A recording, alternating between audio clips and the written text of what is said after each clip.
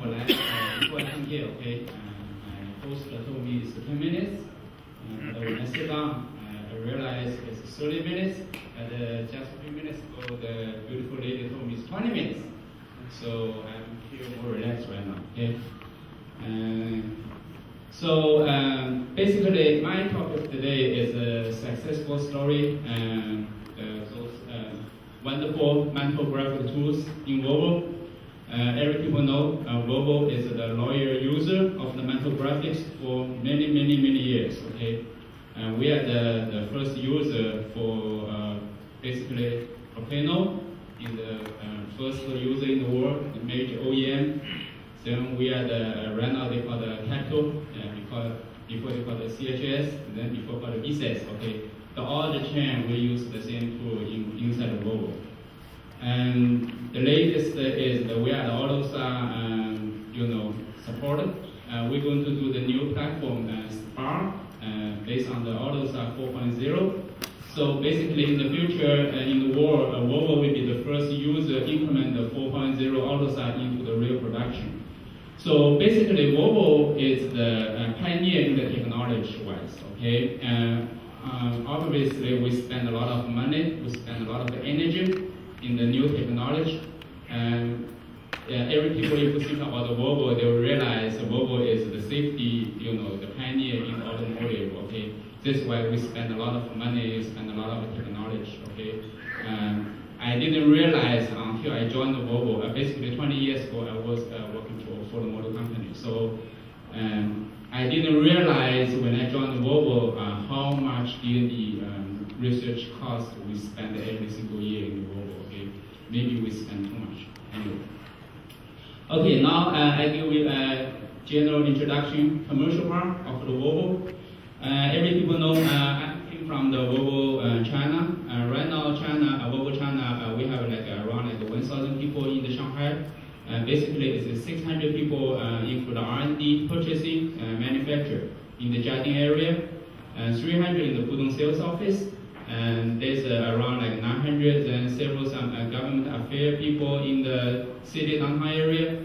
So basically, we have a size of the 1,000 people in Shanghai area. Besides this, we have 3 manufacturer sites in China. The one in the Chengdu, which is going to make a new V60, XC60 in the pretty soon, I think the 2014, which is based on the UCD. Okay, the second one is in the Tian. Okay, Tian is the main manufacturer, another assembly plant. We're going to make some other vehicles. Okay. The third one is Sanjiakou, which is with our powertrain engine manufacture sites. Okay? And that's the Volvo logo. Okay, Volvo logo is based on the chemistry sign of the iron. And we use this logo for 83 years, we never change it. Okay? So that's the meaning of this sign. These are the 2 founders for Volvo company. Our company founded in 1927, and those 2 is the 2 founders from this company. If you look at the if you look at this and this, that's an 80 years old sign. A logo, that's today's logo. No any big difference. Originally, that's the story for this bar. This bar originally is not a part of the logo, it's the mountain graphic, okay? Then after 80 years, it's become the part of the logo. In last 10 years, it's a lot of internal discussion. Should we still keep the bar part of the logo? Conclusion is we should keep this bar. So this bar today is the part of the logo, okay? This one is the first Volvo car we ever made 83 years ago. That's the first Volvo car. Volvo, by the way, is the meaning of the revolution. Is rotation something. So that's the name came from. This is some history picture. You can see all those pictures in the Gothenburg, which is the Volvo headquarters located in Sweden, and that is the Volvo museum. And all the picture is there, and all the real vehicle is there. And actually, the Prime Minister of the China government, Wen Jiabao, and Minister of the Technology and Science, Wang Gang. So both of them visited the Volvo Museum. And this one is the top is taxi, Volvo taxi. Then the down left is the Volvo police car, this one. And this one is another kind of the police car, the prison car, okay? This one is the oldest Volvo car driver. He still drives his Volvo car today in California of the United States. And this guy, he put a 2.5 million miles into his car. He's going to reach 3 million in his target, okay? Basically, 2.5 million is 4 million kilometers, okay? That's the oldest Volvo car in the world still on the road. And this guy is pretty famous. You can see his picture and the family picture in the Volvo Museum. It's all the commercial car, okay? This is the line and the car we sell in China. We don't sell every single vehicle in China as today, okay?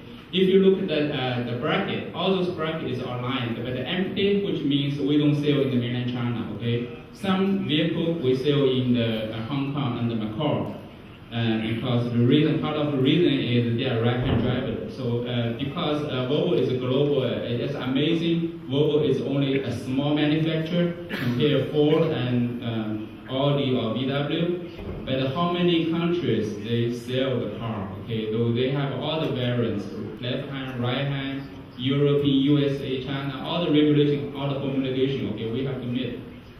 And if you can see here, this S80, okay, that's the S80 Air long wheelbase we made in China, CFMA, which is Shanghai, no, not Shanghai, it's Shanghai Ford Motor Company joint venture, which is based in the Chongqing. This one is 60, and this one is the based on the UCD Panasonic 2. Okay, this one is still in China. And right now, the R&D China, Volvo, is working on to do the long wheelbase of this vehicle. That's the one-off project we are carrying on right now. We're going to make this long wheelbase, and we're going to put in the Chengdu assembly plant to make it. And the target date is 2014, okay? 2013, sorry. This one is a V40, and this one they're going to put into China market by end of this year. After Christmas, you can see this car for sale in China dealership. Okay, V40, which is a pretty good car. It's a replacement for S40 before. This one is the V60. Okay, all those three cars, if you realize, is based on the same platform. So V60 is in China as today. Okay, we introduced it last year. It's a new family in China because you know if people live in the European before you know that the European people like the wagon. Okay. So those cars are very popular in the Europe. We just put this car into China, try to test the market because the rumor says Chinese people doesn't like hatchback because they want the car. Okay, they drive out.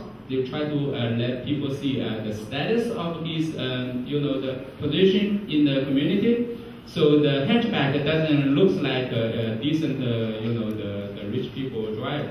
This is why the Chinese people doesn't like it.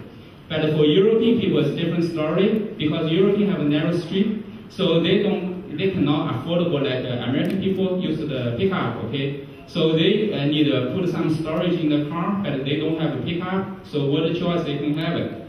It's the back. Okay, that's why this car is so popular in the Europe, not in US, not in China as today. But that's the story, that's the rumor, as I said. Okay, we try to verify this. And this is the crossover, which is SUV, okay, XC90. This car is like the 10 years old car, okay. Actually, Volvo designed this car 10 years old, and we still sell this car in all over the world. And this is the full-size SUV. This one is the XC60, and this is based on this UCD crossover, and this is the SUV. Actually, that car at the same platform with the Land Rover. The new one, I don't remember the Impera or something. That's the same platform, okay. Then this one is the C30. C30 is the smallest car we sell, and we have electrical version of this car. And by the way, we have a plug-in hybrid version for V60 for say in Europe, but not in China. Okay, now we're talking about the safety. Safety, as I said, Volvo is a pioneer for the safety. So we, Volvo company, invented the three-point safety belt, and we still use today. Okay, this we invented almost like 52 years ago, and all the automotive industry still use it. We invented three-point seatbelt, and every people follows, still using today. Actually, I went to the Volvo Gothenburg Safety Center. They invented a new style of seatbelt. Okay, it's not three-point anymore. It's a new one, but we haven't released yet. We're going to be released soon. There's a new style we call the four-point seatbelt. Okay. Then side airbags we invented. We are the first OEM introduced the side airbags into the automotive, into the mass production. We are the first OEM introduced the city safety, which is automatic auto brake system into the mass production, and include the crash warning and the long range radar detection system. We are the first OEM introduced the lane departure warning system into the mass production. We are the first OEM introduced the adaptive brake lights, and we are the first one introduced the web latch protection system into the mass production. This is the city safety. Okay, you can see this picture in the other S60, V60, and the XC60. Okay, basically there is two radar system. One is long range, one is the infrared sensor in front of the windshield. They can real-time capture the front of the windshield based on the both radar signal and the infrared digital image to the mass calculation to the production. Is the detect is the pedestrian in the front of the vehicle. If vehicle speed is slower than 50 miles per hour, they will automatically do the full brake for you. Okay. It's amazing. If you have a chance, you can try it. And there is a Volvo marketing. They're doing this like for the user day or owner's day every once in a while. If you can pay attention on the dealership, they have a demo on this. It's very beautiful. This one is the lane departure warning, and the green one, as I said, is the long range radar, and this one is the infrared sensor that just look at the detection in the front of the windshield. This one is the web latch protection. In Chinese is 主动式安全头绳. Okay, and this when you have the car crash, most of the injury from the driver and the passenger is like neck broke. Okay, if you have neck broken, you are totally out. Okay. So we introduced this active whiplash system into the Volvo car. Right now, they are the option for the other Volvo car across the line. And this one, we are the first one to introduce the airbag outside the car into the V40. Okay, this one is you can see the airbag here. Okay, this underneath the hood. Okay, when crash happens, this airbag expanded, and basically has two functions. The first function is protect the people outside, okay, pedestrian outside. If we fall over to the footer, okay, that is the caution, so they can get that kind of protection. The second part of this you cannot see from this picture is underneath the footer we have called active engine mount control module.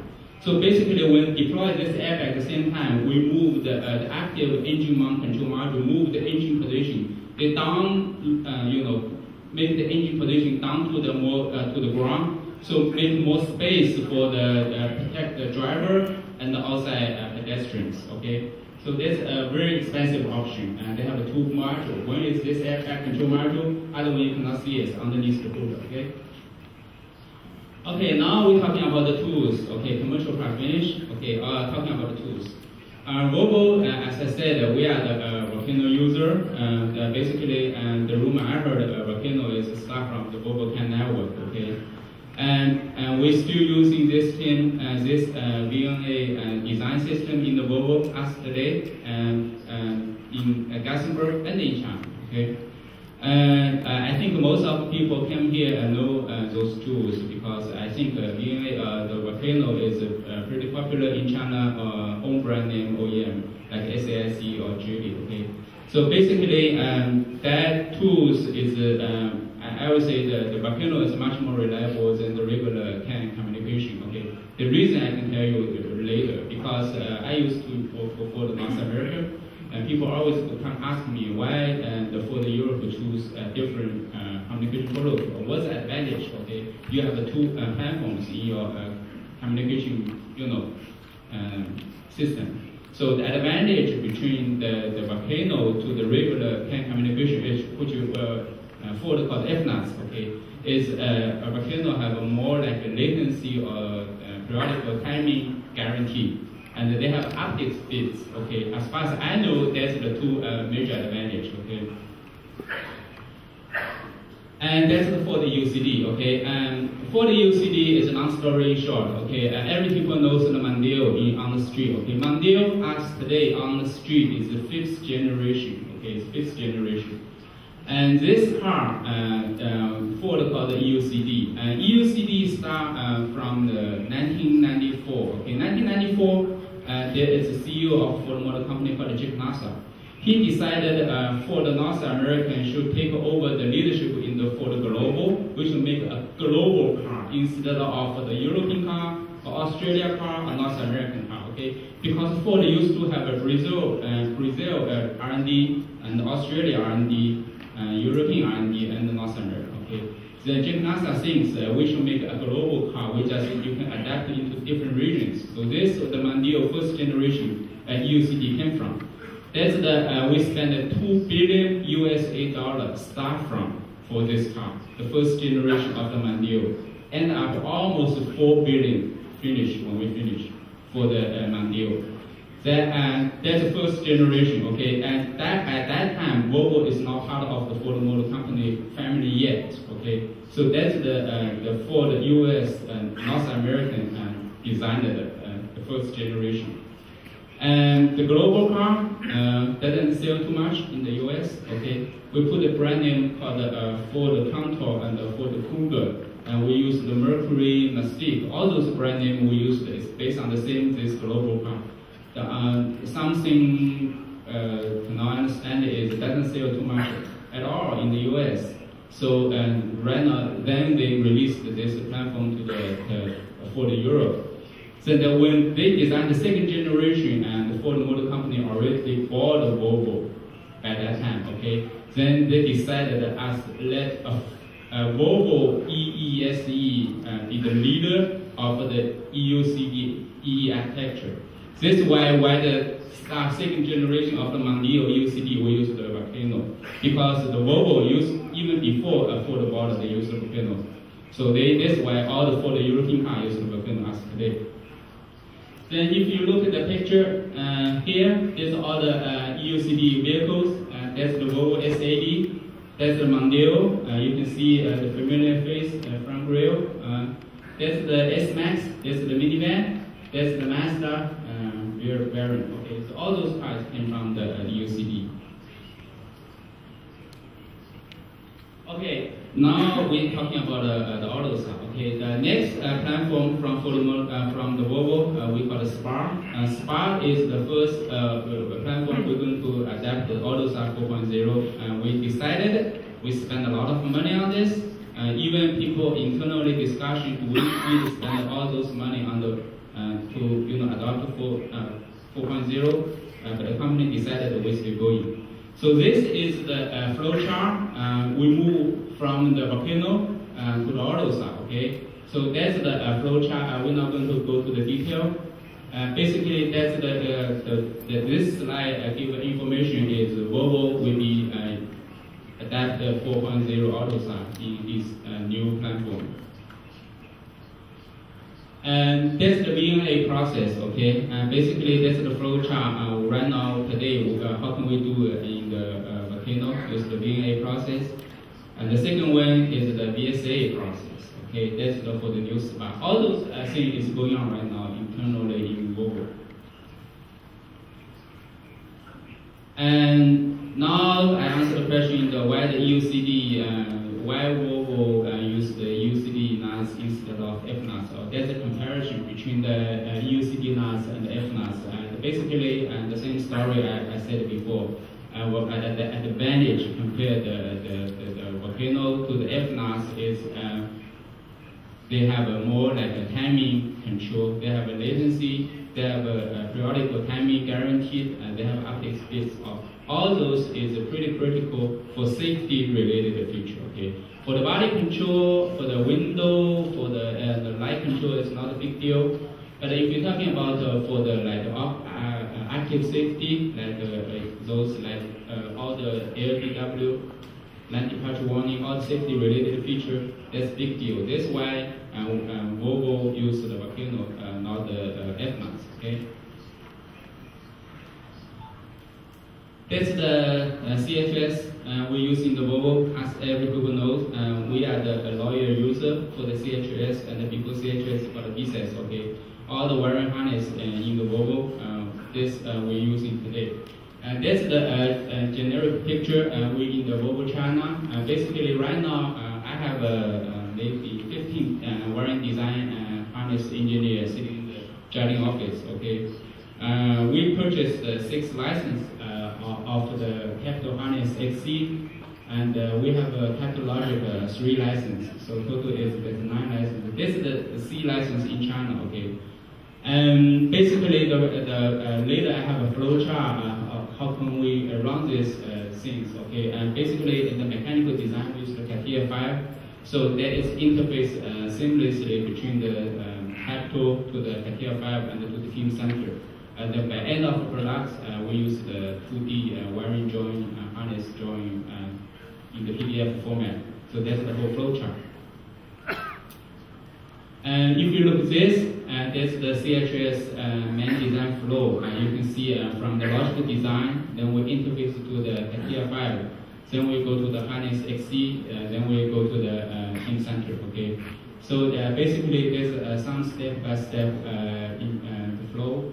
Okay, I'm not going to go to the detail. Basically, we're using CHS in Volvo extensively, and we require our supply, which a major supply is Delphi, and they are using the CHS too. Okay. So we are close work with Delphi in long history. Okay, Delphi people, if you go to the Volvo Gothenburg, okay, you can see it's like almost like 100 Delphi people sitting in the Volvo office.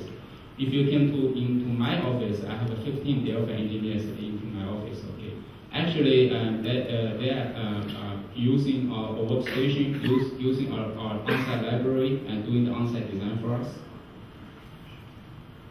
And this is some screenshot I did, when we run the CHS. I think I just showed this.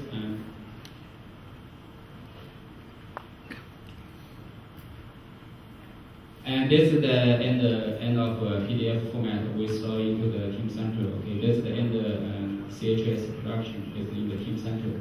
That's the main end of products we use in the CHS. That's the V60 for China. So that's it. Thank you.